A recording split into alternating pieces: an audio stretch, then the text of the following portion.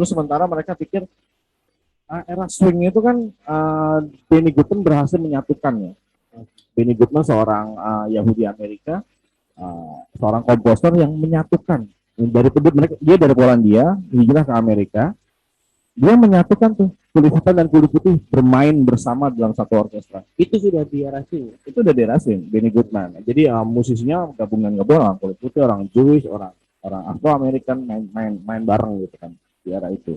Nah, tapi musik di era swing itu kan dasarnya adalah musik yang untuk mengiringi dansa. Ya, bisa diiringi dansa gitu. Jadi orang ada joget swing tuh yang bisa yang muter-muter gitu. Ya, kalau teman-teman pernah ingat di film apa gitu loh, pasti kalau musiknya swing tuh jogetnya ini banget, tung tung tung tung tatat, nah ceweknya muter-muter, lompat-lompat, itu asik tuh ya. Itu kan buat ngiringi dansa. Nah, sementara pada saat itu ada beberapa tokoh musisi pada saat itu. Oke, nggak mau dong gue musik cuma buat ngiringin orang dansa. Gue pengen musik apa yang gue keluar dari hati. Gue gak seneng nih jadi korban rasis. Gue mau kemana-mana dibeda-bedain gitu kan. Kenapa? Karena gue hitam, kan nggak enak banget. Gue pengen protes, tapi protesnya bisanya lewat apa? Akhirnya lewat musik. Muncullah bebop. Bebop yang dimana udah nggak bisa lagi buat dansa, karena progresif chordnya juga udah mulai ngejelimet, temponya lebih cepat, musiknya udah nggak stabil. Biasanya kan kalau swing kan ya walking bassnya masih stabil, masih enak, masih bisa buat dansa. Kalau bebop kan udah ya cing-cing drumnya aja udah ngacak, terus musiknya udah gimana joget bisa lebih lepas gitu, apa namanya, walking bassnya juga nggak melulu walking, kadang disebut walking atau solo gitu ya. Kalau Indonesia masih bisa. Apa tuh? Di The Bush kali ya. Di The Bush. Apanya? The Bush. Oh, The Bush. Nah gitu. Nah itu akhirnya contoh, maksudnya jazz tuh sangat latar belakang dari munculnya musik-musik ini sangat relate sama kehidupan sosial saat itu. Oke. Sekarang saya mau masuk, kenapa sih kok bisa ada? Mesti relate ke kenapa? Kalau nggak ada kejadian ini, itu mungkin nggak akan ada sih. Dan nggak akan ada musik modern. Yaitu kejadian di mana benua Amerika ditemukan. Benua Amerika ditemukan. Taruhlah yang paling terkenal adalah Christopher Columbus. Iya, saya tahunya itu. Christopher Columbus tahun 1492. Padahal banyak yang mengklaim nggak cuma Christopher Columbus yang menemukan. Konon kata Amerika itu adalah berasal dari seorang Portugis yang namanya Amerigo Vespucci. Amerika, Amerigo. Cuman akhirnya itu debatable. Yang akhirnya famous adalah Christopher Columbus tahun 1492. Dia tuh orang Spanyol ya, kerajaan Spanyol. Dia menemukan benua Amerika, terus dia balik lagi ke Spanyol. Nah, mendengar seperti itu tuh negara Eropa yang lain itu kayak wow, ngiri gitu ya, ngiri atau jealous atau merasa tertantang.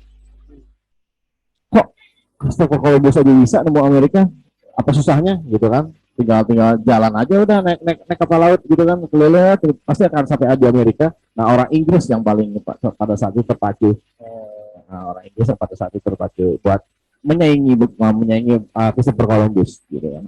Mendengar keberhasilan Christopher Columbus tuh kayak apa ya, antara perwakilan Eropa kok nggak merasa ini, tapi merasa tersaingi gitu. Iya, tersaingi dengan Spanyol. Dengan Spanyol, udah akhirnya Inggris mengirimkan mengirimkan juga dari kerajaannya itu penemu-penemu pelaut-pelaut untuk menemukan untuk ke Amerika.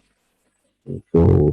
Nah, memang akhirnya nggak mudah memang menaklukkan Amerika itu, karena di Inggris, kenapa? Oh enggak, zoomnya udah aman. Ada dari produser, zoomnya mati. Enggak, udah aman, udah bisa berjam-jam ini zoomnya. Bagaimana tadi? Oh iya, dari Inggris ya. Inggris akhirnya mengirim tersaingi, terus saya mengirimi orang juga, beberapa ratusan orang itu sampai ke Amerika. Itu sangat nggak mudah sekali. mereka kayak menghadapi satu rintangan-rintangannya itu kayak ini sampai saya catat. Saya ngorek-ngorek catatan saya nih di buku saya cari-cari loh hari tadi itu. Ini kemana catatan-catatan Sekolahan. bukunya seperti ini. Ini kalau kadang-kadang kalau lagi kamisan omongan kabupaten tuh saya nggak bawa catatan di rumah, saya catat di kertas mana gitu. Saya cari catatan saya di mana, kok di sini ada hukum takwili, hukum positif, takwa, ini pelajaran filsafat nih. Ternyata pelajaran sejarah jazz itu ada di belakang. Ada di belakang gitu. Luar biasa. Udah akhirnya tadi sama mana? Oh, kalau Columbus ya, Inggris ya. Kesulitannya apa? Kesulitan itu gagal karena medannya berat, pasti kan. Ya sekarang orang Eropa yang udah settle di sana di Eropa, terus menemukan benua asing yang kita nggak tahu penduduk aslinya siapa gitu kan. Mereka mendapatkan perlawanan dari suku Indian.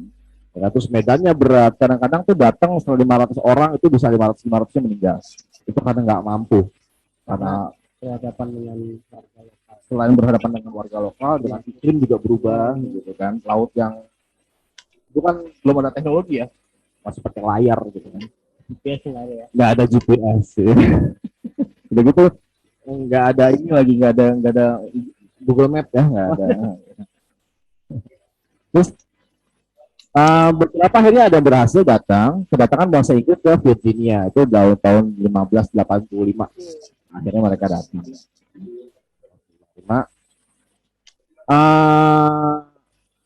Mendarat di Virginia, di Pulau Roanoke misalnya. Roanoke bahasanya gimana? Dulu disebut Virginia, sekarang jadi North Carolina. North Carolina. Kalau yang pernah ke Amerika pasti tahu lah. Nah, suku asli itu suku India tuh nggak terima dengan kedatangan para pendatang ini, gitu kan. Maksudnya nggak sudi berbagi pendatang ini kan tiba-tiba datang entah dari mana, terus tiba-tiba mendirikan koloni. Mereka orang-orang Indian itu nggak suka, akhirnya diperang. Itu yang salah satunya yang menyebabkan namanya banyak yang nyerah, banyak yang mati juga orang-orang karena kalah jumlah, karena kan sedikit.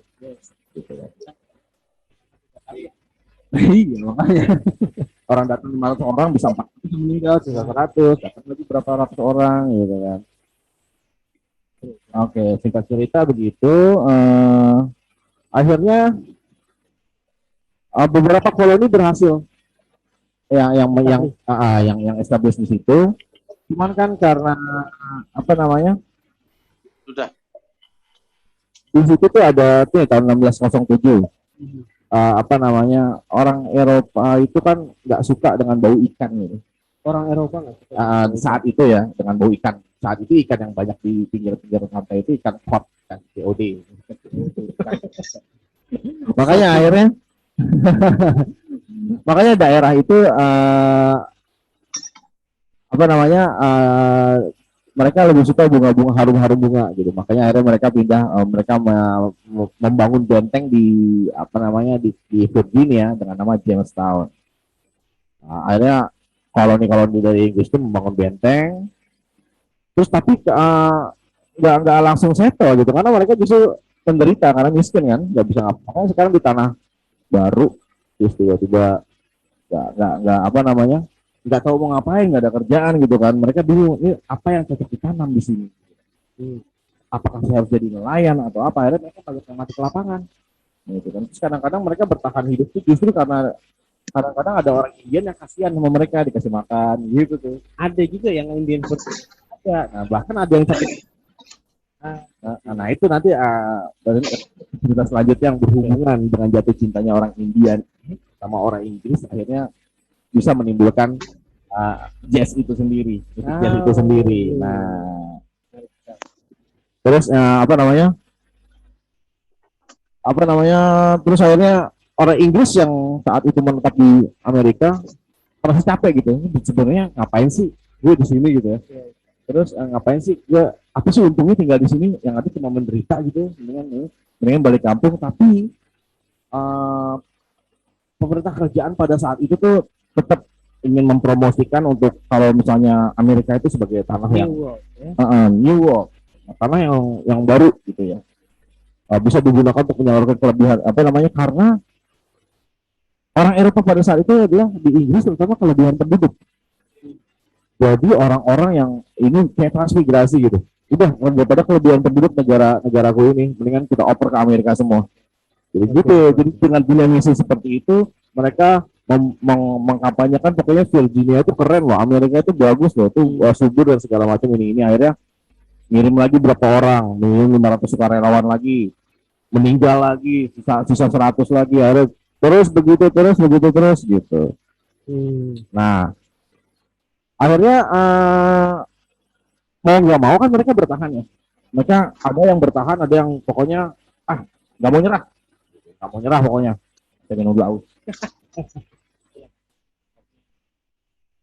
nggak mau nyerah. Nggak semua orang bisa nyerah dan sedih menyerah dan dibunuh. Akhirnya salah seorang pemimpin pasukan pada saat itu, namanya John Smith. John Smith itu berani ngumpulin pasukan buat melawan suku Indian saat itu. Suku Indian saat itu dengan warga yang dari Eropa tadi. Iya.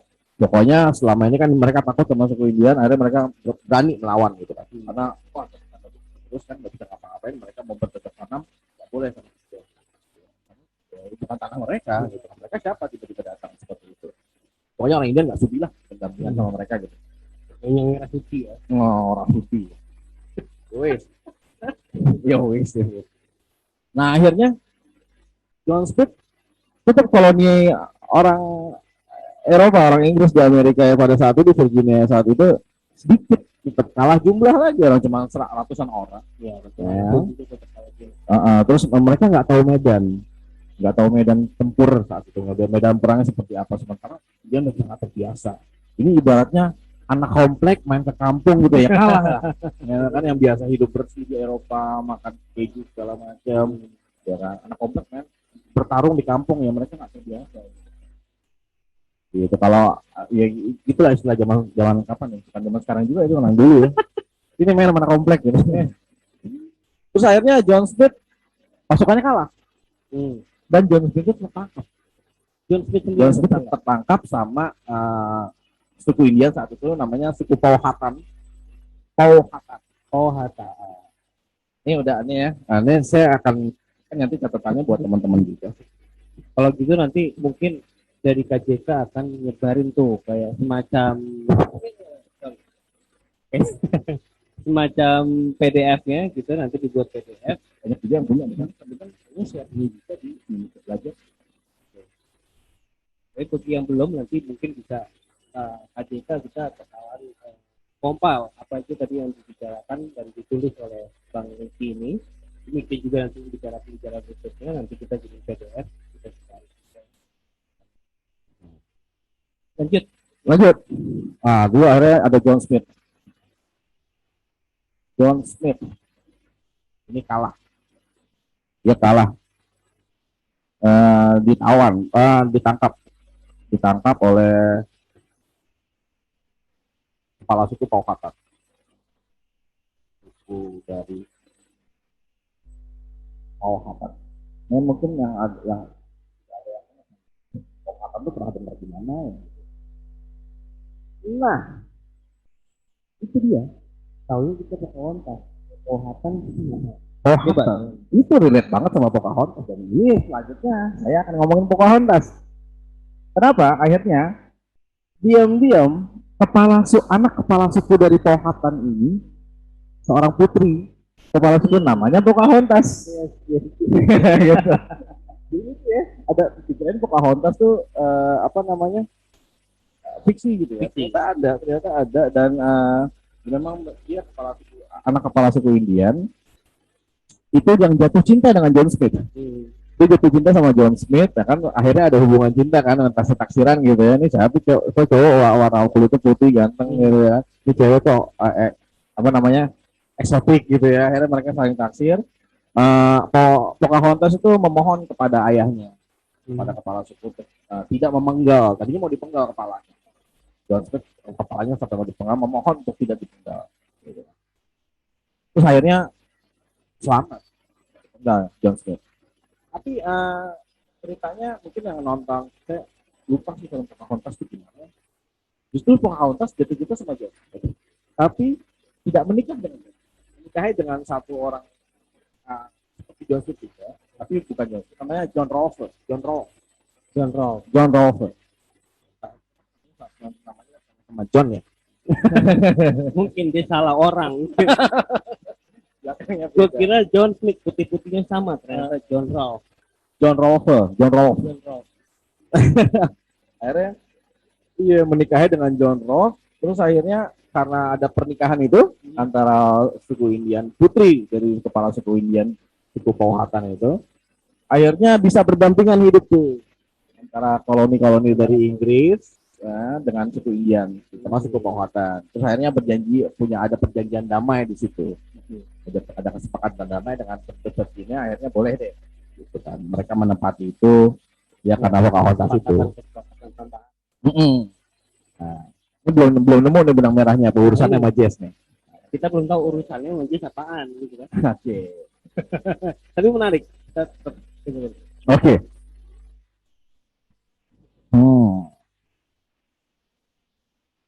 Protekan keluar.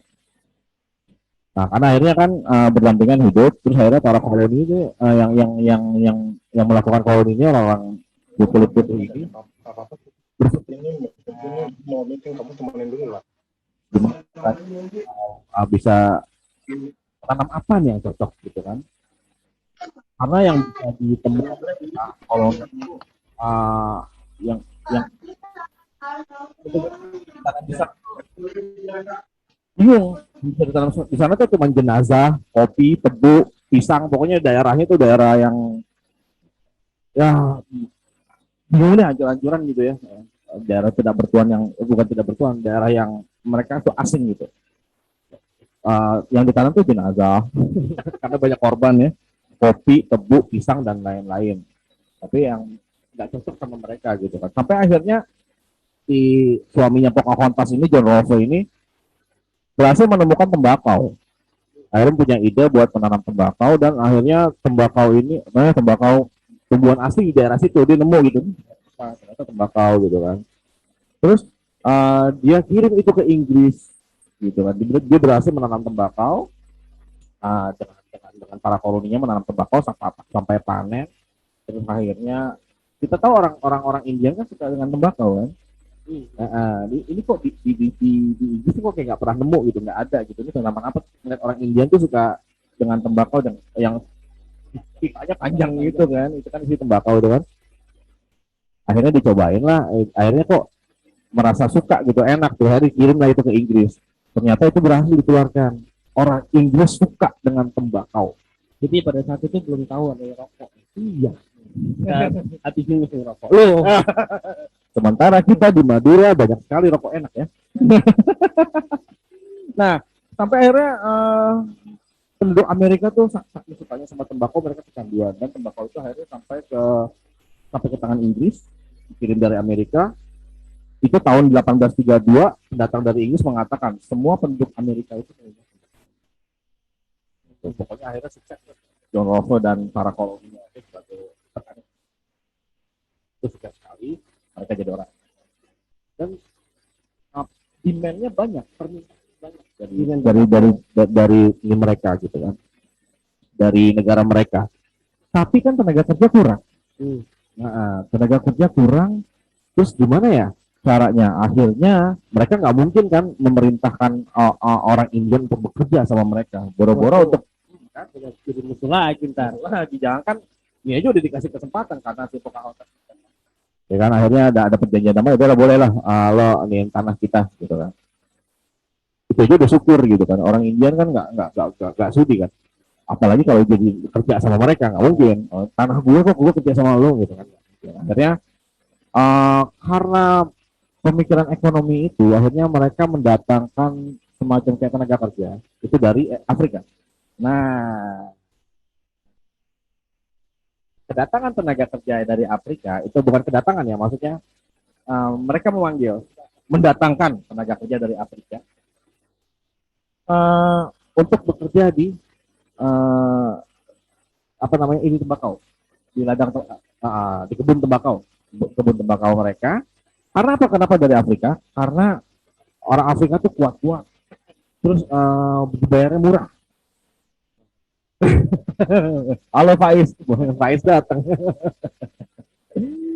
Tenaga kerjanya murah tenaga kerja bukan akhirnya dari sisi ekonomi kan gimana caranya ngeluarin sedikit tapi untungnya banyak gitu ya. Tapi gimana caranya supply and demandnya tetap di ini kan gitu ada permintaan tetap terpenuhi.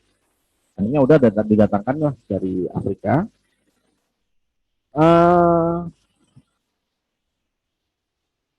Terus apa namanya? Afrikanya daerah mana tuh? Atau seluruh Afrika main tomat aja gitu atau gimana? Uh, lebih tepatnya yang berhubungan ini daerah di Afrika bagian utara deh kalau nggak salah itu. Afrika bagian utara. Nah saya ingat tuh desanya desa Swahili. Oh iya iya. Iya. Nah kemudian ngomong tuh ya. Banyak didatangkan pekerja dari ya, itu. Kalau dari selatan kejauhan ya.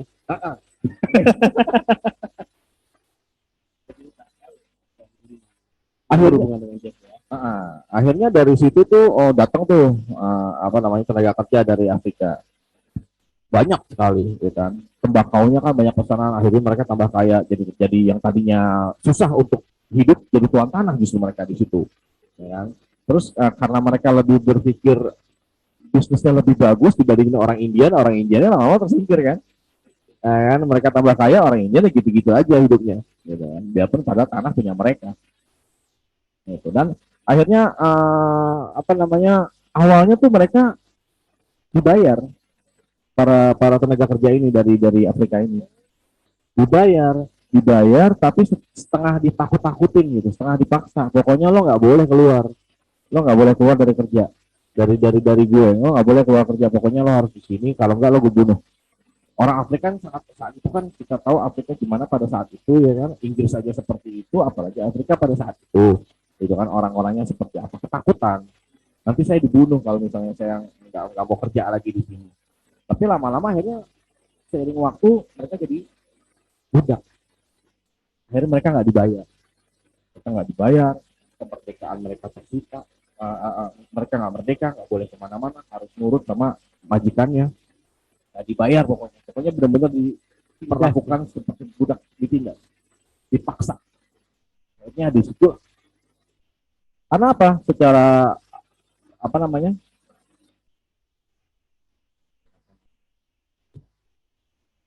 Terus akhirnya timbullah perbudakan. Jadi semua orang yang mengelola tanah itu punya budak, yang mereka nggak harus bayar, yang tadinya bayar jadi nggak bayar gitu kan. Jadi karena mereka megang senjata gitu kan, ya, jadi takut orang para Afro Amerikan itu. Akhirnya mereka makin untungnya makin gede karena nggak harus keluar duit, tapi tenaga kerja cukup, produksi cukup, memiliki banyak keuntungan akhirnya dari perbudakan itu. Karena budak tuh seumur hidup nggak bisa keluar. Ya kalau zaman kita kan, kita kerja nggak betah bisa keluar, bisa resign. Nggak ada resign tuh zaman dulu kan. Karena kalau resign mati ditembak. Ya. Terus nggak dan udah gitu udah terikat seumur hidup sama majikannya, terus bisa didatangkan lagi. Jadi makin banyak budak itu. Gitu kan. Karena supply and demand tadi yang dibutuhin ya. Dan akhirnya ya. Iya, akhirnya menyebar tuh semua orang memiliki budak. Nah, akhirnya karena menyebar luas gitu praktek memiliki budak. Dan lucunya di era tersebut itu sekitar tahun 1600-an, 1619 itu perbudakan dimulai justru bersamaan dengan sebuah lembaga berdiri di Amerika. Lembaga demokrasi Amerika itu berdiri. Itu semacam lembaga hak asasi manusia lah kayak sekarang gitu. Lembaga demokrasi Indonesia berdiri. Ironis kan, sementara perbudakan dimulai. Itu ironis sekali gitu kan pada saat itu ya. Kita nggak tahu kenapa. Tapi lembaga demokrasi Amerika itu berdiri tahun 1619. Mana tadi tuh?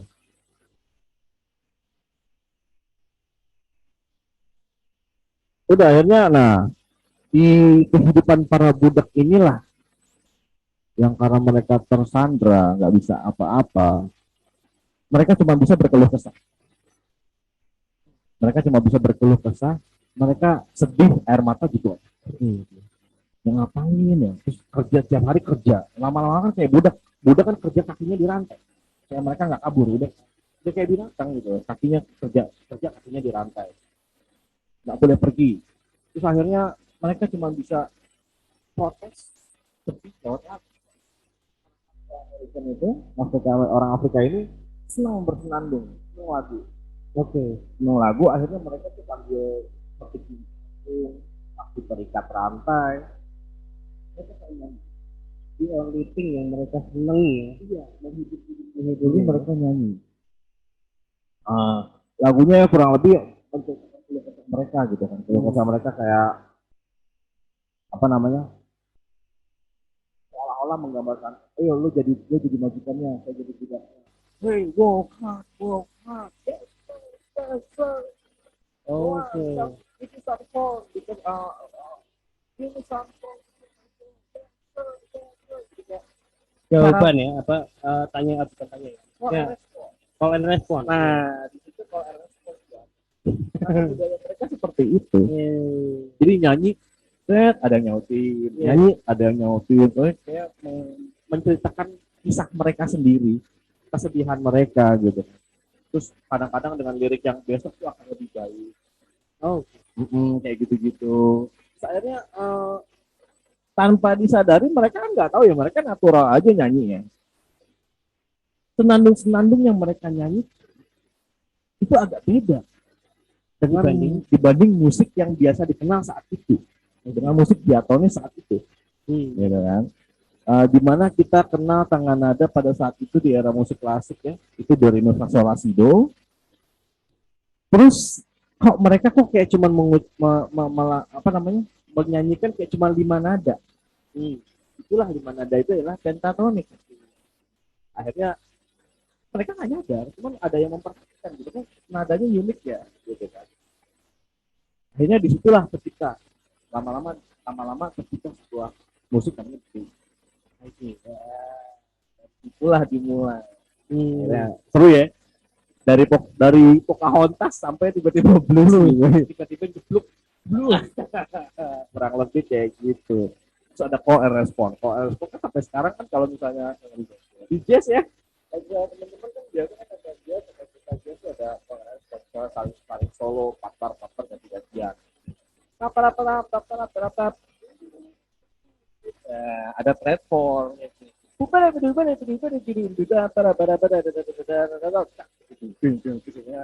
itu kalau respon antara yang main sama drummer ya. Iya, itu kurang lebih kayak gitu. Akhirnya kan kalau respon itu akhirnya jadi budaya di musiknya itu sendiri. Dari situlah mulai blues mulai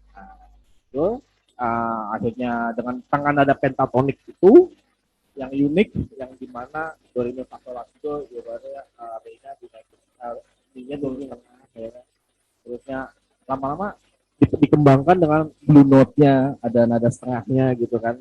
Ya, enggak cekin nggak ya? Nggak apa-apa. Iya. Nah, nanti aja, nanti sekalian main dah kayak gitu. Nah, akhirnya disitulah mulainya blues. Akhirnya berkembang tuh jadi ragtime sama apa namanya tadi itu? Ragtime sama New Orleans itu besar pengaruh blues di situ. Gitu. Kalau ragtime, kalau teman-teman tahu ragtime tuh pasti tahu lagu The Entertainer.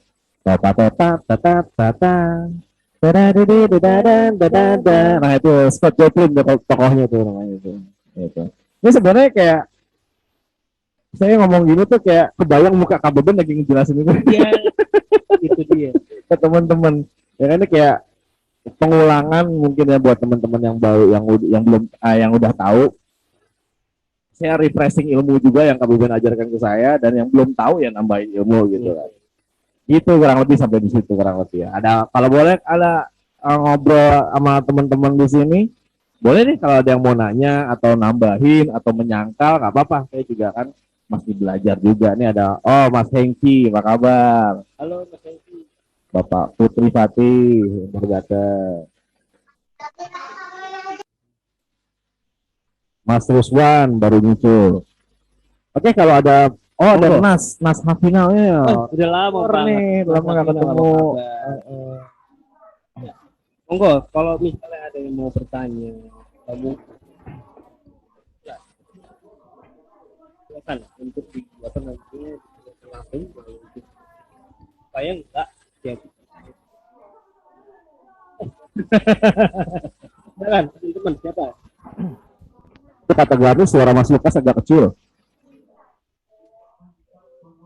Saya nggak tahu kalau sekarang itu dari tadi sih. Halo. Ya ada Om Ical Ki. Pak, apa nih Pak Ketua mikir jangan jauh-jauh. Oh iya, nempel terus ya gini ya.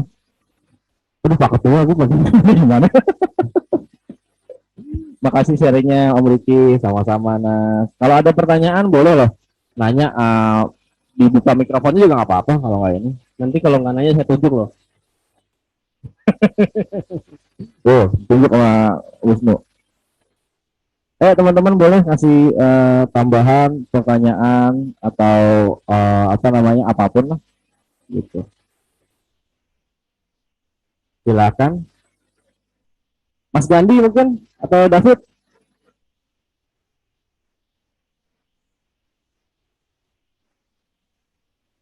Gandhi udah mulai duduk opening nih. Ayo, Om Gandhi. Sudah cukup jelas. Itu doang, cukup jelas. Penjelasannya sangat bagus sekali. BTW ini Babe Lukas sama Encang Riki terlihat lebih ramping. Kameranya pasti mahal nih. Iya, kayak lebih panjang ya. Ya. Kita jadi urusan supaya nggak terlalu kecil gitu ya. Ini kameranya atau kayak film-film zaman dulu? Yang kamera. Oke, lanjut. Oke, thank you Om Gandhi.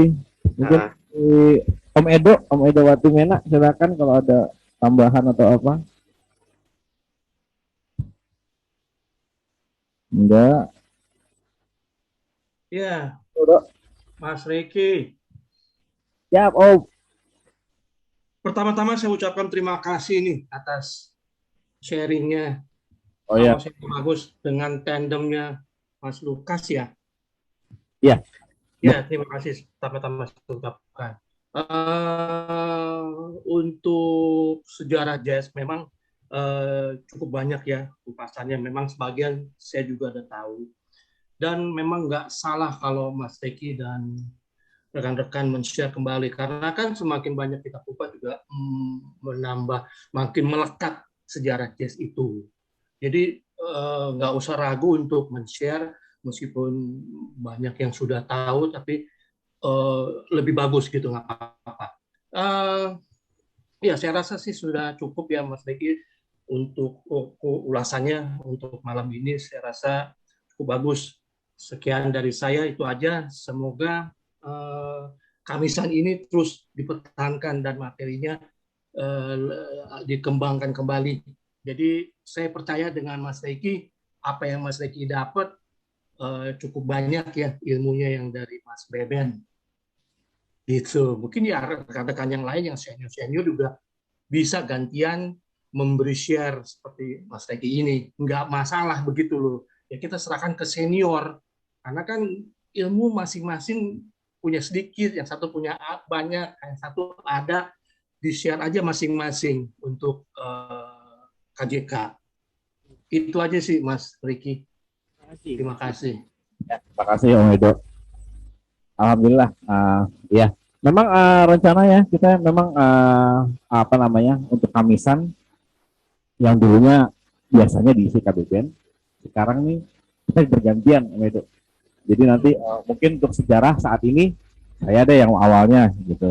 Nanti besok temanya beda lagi, bukan sejarah tapi lebih masuk ke teori musik atau apa gitu, dimulai dari mana. Nah, nanti yang bertanggung jawab di bidang kurikulumnya itu adalah anak beliau namanya Jaga Cita, nih orangnya di sini. Dia bertanggung jawab di kurikulum silabus lah ya, silabus buat kamisan itu nanti di teori musiknya gimana, terus dia juga yang banyak menyusun, ini minggu ini yang Ricky, ini minggu ini minggu ini gitu terus Ya, ya. akademiknya. Nanti ganti-gantian, nggak cuma saya, nggak cuma Aga, tapi nanti mungkin Aldo bisa, ada Lukas Wisnu juga bisa, teman-teman juga nanti pasti bisa nih, kayak misalnya David bisa nanti untuk tema apa. Iya. Nah, itu Aga bilang kalau ada yang mau share dari teman-teman untuk buat offline kita di sini menyampaikan sesuatu, boleh loh, nanti kita bikinin ininya. Bikinin kita sesuaikan gitu silabusnya. Iya, iya, iya. Nah, dan nggak cuman ini aja juga, main juga nanti ada kita. Oh iya. Ada sifatnya perform gitu. Dan insya Allah mudah-mudahan minta doanya juga, selain kamisan, bulanan juga akan diadakan. Gimana sih bentar? Nah, bulanan insya Allah akan diadakan nanti. Kita belum tahu, lagi nungguin nih. Tempatnya pokoknya asik. Kayaknya mah rahasia kalau begini. Iya, tempatnya asik, alat band lengkap.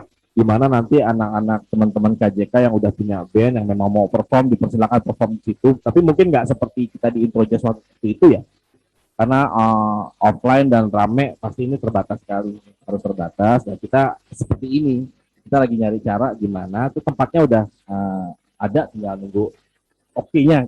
Oke lah sudah. Jadi terkromatik bisa gak?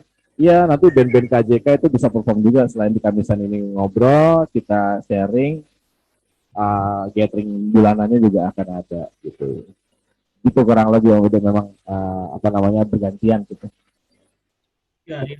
Bang saran juga dari teman-teman. Ya, ya, semoga kita udah bisa off air ya, udah bisa tatap muka begitu. Karena kan sudah melandai ya, PPKM-nya sudah menurun terus di level 2. Semoga mudah-mudahan semakin selesai nih PPKM, kita bisa tatap muka ya, Mas Ricky, Mas Lukas. Amin, amin emang. Ya. Iya, memang lebih enak offline sih sebenarnya. Justru kalau online ini supportnya lebih wow ya. Kita persiapannya ribet sekali. Kalau mau dikasih lihat ini di depan saya ini kabel-kabel dan kamera dan laptop berantakan sekali dan sangat susah buat kita. Di sini nanti tuh begitu hebohnya, saya udah jam 4 dari jam 4:30 tadi sore di sini. Oh, punya ini nggak pernah marah sama kita.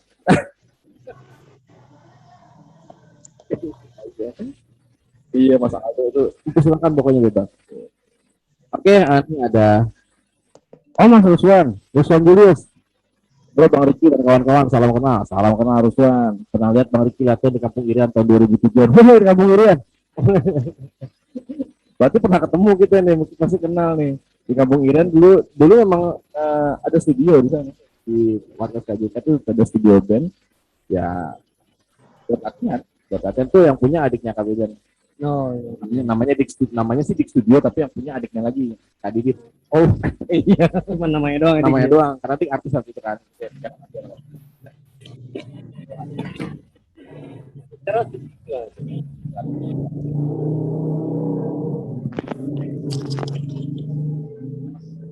apa kabar? Arif Harahap, Bang Riki dan Bang Lukas. Oh ya, Rif, nggak apa-apa. Thank you ya udah datang.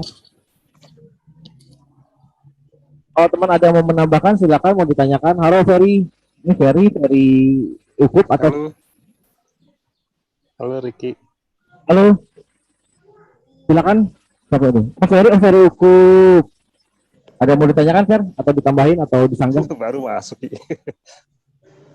Lanjut Ki. Kita lanjut ya. Ada Ferry dapat salam dari Kapno katanya gitu. Widih. Ada Kapno sama orang zaman dulu. Dari teman-teman yang lain juga boleh. Ada yang menambahkan?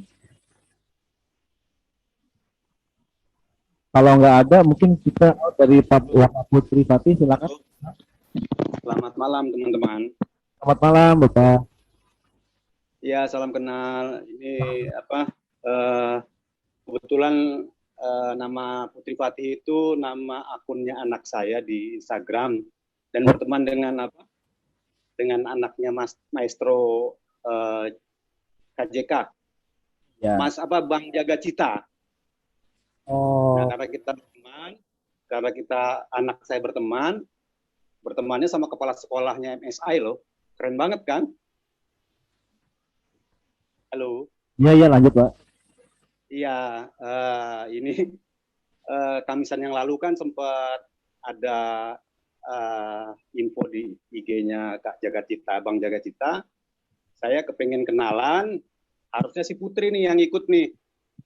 Harusnya anak-anak kita nih. Jadi saya punya anak itu usia 12 tahun, nanti bisa dicek di IG-nya. Itu sempat 3 bulan lebih perform dengan teman-teman di Jajan Jazz. Iya. Dengan Mas Hari Toledo, dengan Mas Morgan, Sigar Laki. Nah, setelah PPKM ya tidak ada perform lagi. Aktif itu kita di Instagram, ya berteman dengan Bang Jaga Cita. Dan saya kebetulan kenal dengan Bang Beben, pernah ke KJK beberapa kali lah, dulu pernah nonton gitu. Iya. Barangkali di kesempatan malam ini ya salam kenal, kalau saya namanya Iwan, Oh, salam bapaknya Putri, Bang Riki ya sama Bang Luki. Lukas. Oh Lukas, oke Bang Riki sama Bang Lukas. Saya hanya penikmat dan penggemar jazz, hanya bisa main musik dikit-dikit. Ini lagi mengembangkan talenta muda nih anak saya kebetulan. Ya beruntung lah kemarin dia diajak bareng-bareng itu sama Bang Morgan sama Bang Hari. Pak. Itu barangkali. Oh ya, Bang Jaga Cita. Panggil Putri ya, Putri. Sebentar ya, coba nongol sebentar mukamu. Kamu pakai gitu. Oh, sini. Nih ada Bang Jaga Cita. Angga, say hello. Say hello. Halo, Abang. Halo, Putri. Halo. Kita sudah kangen mau perform lagi. Ya nanti insya Allah kalau memang ada kegiatan-kegiatan KJK ya kita bisa ikut ngeramein lah. Ya. Ya, barangkali dikasih kesempatan kan buat talenta muda ini. Amin. Terima kasih Pak. Terima kasih Putri. Sama. Juga. Iya. Dilanjut ya sama yang lain, diberi kesempatan. Terima kasih ini udah diberi kesempatan bicara. Terima kasih Pak. Memang lebih enak offline. Sudut pandang effort juga lebih gampang. Effort jadi ternyata lebih mudah kalau offline. Terusnya lebih kelihatan muka-mukanya. Kita ngobrolnya lebih all out. Kayak saya memandang layar kayak itu masih penting ngomongnya sama layar. Saya ngomongnya kamera juga. Bisa ada apa di situ?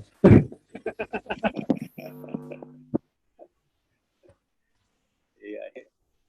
Ya lanjut. Ya terima kasih Pak. Ada yang mau ditambahkan lagi? Ada mau cerita? Kita ngobrol atau apa? Tambahan, sanggahan atau boleh? Mas Rian. Halo, Mas Riki. Kok nggak ada suaranya, Mas? Ada ini? Ada suaranya kedengeran jelas. Mau tanya, Mas, yang untuk sejarah tadi, untuk yang suku Indian setelah kedatangan bangsa-bangsa dari Afrika itu nasibnya terus gimana itu, Mas? Oh iya, saat itu Atau gimana? Gimana Mas Rian? Nasibnya bangsa-bangsa Indian setelah kedatangan bangsa Afrika itu gimana? Apakah sekarang masih ada, terus ada sumbangan musiknya untuk jazz?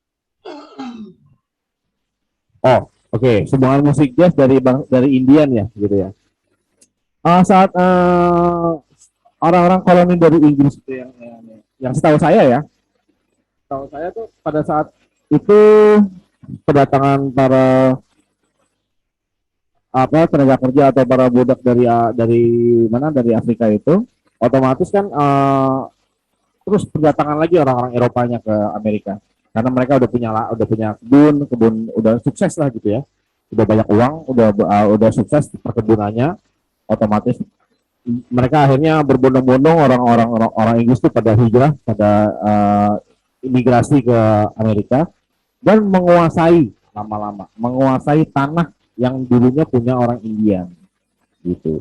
Jadi ya orang Indian itu dia pun lama-lama kalah jumlah orang Indiannya sama pendatang, kalah jumlah, kalah persenjataan dan kalah strategi karena orang Indian kan saat itu kan ya memang ya, orang Eropa lebih modern gitu Iya, jadi secara kultural pun mereka sudah kalah. kalah, akhirnya mereka terpinggirkan dengan sendirinya orang Indian itu kurang lebih. Jadi orang Afro American, orang dari Afrika menjadi budak, orang Indian terpinggirkan dan tetap dengan tradisionalisnya mereka cuma pakai baju seadanya, nggak memakai senjata dari tombak atau bikin sendiri gitu. Sama kayak Indonesia lawan Belanda ya. Iya, sementara kan orang Eropa yang datang, orang Inggris yang datang tuh bertambah kaya, kebunnya bertambah banyak, punya budak. Ya udah akhirnya kayak ada kehidupan yang sendiri gitu ya. Orang India ya udah dipinggirkan gitu, di pinggiran di hutan-hutan. Sementara pembangunan kebun-kebun dan segala macam perkotaan yang tadinya cuma cuma dibikin benteng akhirnya jadi kota gitu. Orang-orang kulit putihnya secara pemikiran lebih modern, lebih bisa bikin ini, akhirnya kurang lebih begitu. Untuk musiknya dari Indian sih tetap dengan musik Indianya, tidak menyumbangkan menurut saya ya, tidak menyumbangkan sumbangsi apa-apa terhadap jazz. Jazz itu memang murni akhirnya berakar tuh dari Afrika itu sendiri. Mungkin ada yang mau menyanggah atau apa, itu menurut saya. Nah, jadi gitu sih Mas Rian.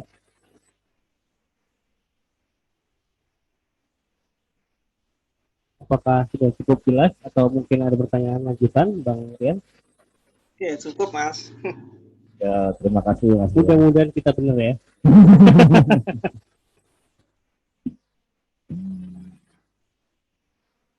Nanya dong. Boleh, ganti. Ya mau nanya, tadi kan bicara mengenai Indian juga. Nah, kalau nggak salah nih, aku pernah dapat informasi kalau salah satu lagu standar jazz yang ada di Real Book itu ada judulnya Cherokee. Cherokee. Ya, katanya si Cherokee itu adalah lagu Indian love song gitu. Pernah denger sih kayak gitu. Apakah ada hubungannya nih dengan yang cerita tadi gitu, sehingga lagu Indian love song itu dimasukkan ke dalam di Real Book gitu, jadi lagu jazz standar begitu. Bisa jadi. Kalau tahu persisnya sih nggak tahu persisnya. Kalau tahu lagu Cherokee itu tahu. Memang itu lagu love song yang India dari Indian gitu kan. Saya nggak tahu tuh, mungkin ada love song yang Indian atau bercerita tentang Indian. Tapi kan memang kita tahu ada di jazz tuh ada lagu standard dan ada lagu original composition. Ya. Dimana lagu standard adalah lagu yang populer, tapi dimainkan sama orang jazz, kayak Time, itu kan lagu opera ya. Terus lagu kayak lagu Autumn Leaves ya, itu kan lagu standar ya. Yang kalau original komposisi kan lagu yang memang dibikin oleh musisi jazz, memang untuk jadi jazz itu sendiri. Nah, orang jazz sering memainkan lagu-lagu yang memang terkenal, tapi akhirnya dimainkan dengan cara mereka, dengan komposisi seperti yang mereka inginkan, yaitu jazz. Itu aslinya lagunya nggak seperti itu. Nah, mungkin salah satunya yang famous pada saat itu ya Cherokee itu. Nah, kayaknya jadi bisa jadi kemungkinan kan memang seperti itu. Jadi masuknya ke lagu standard. Jadi masuknya ke lagu standard jazz. Ya. Bisa jadi ya, karena pastinya kan beririsan ya.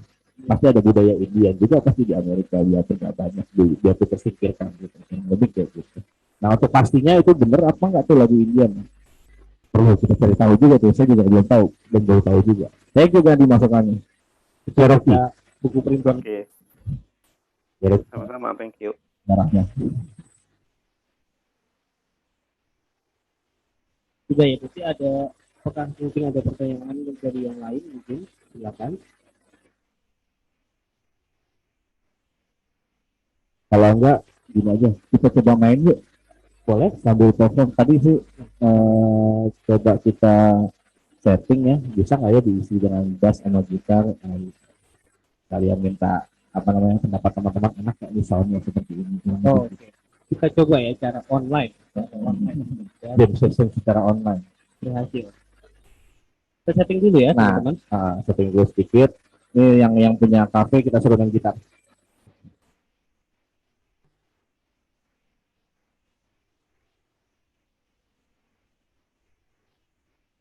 Ya, coba jamming ya.